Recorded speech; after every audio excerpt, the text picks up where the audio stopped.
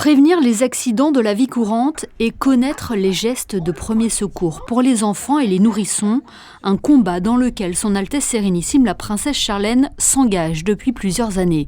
En sa qualité de vice-présidente de la Croix-Rouge monégasque, elle a personnellement souhaité renforcer cette sensibilisation en lançant officiellement un atelier de formation à destination des parents et du cercle familial. 2, 3, 4...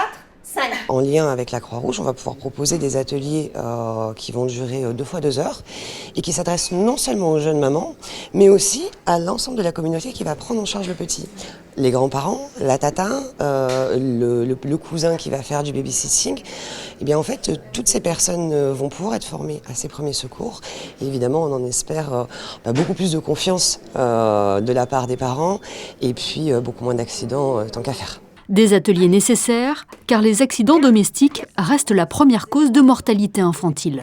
On va apprendre par exemple comment réagir quand un bébé a du mal à respirer, s'il fait une fausse route, s'il tombe, puisque je vous ai parlé de la chute, s'il y a une brûlure, s'il se met à convulser, s'il saigne.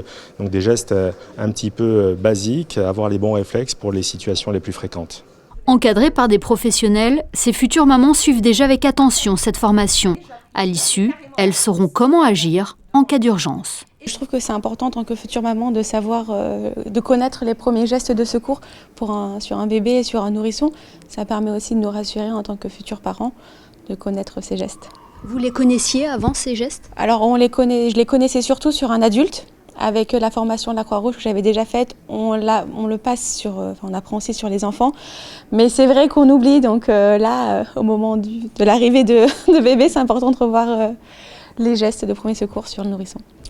En formant les adultes à réagir vite et bien, ces ateliers participent à réduire les risques et à sauver des vies. Les premières sessions débuteront en octobre prochain.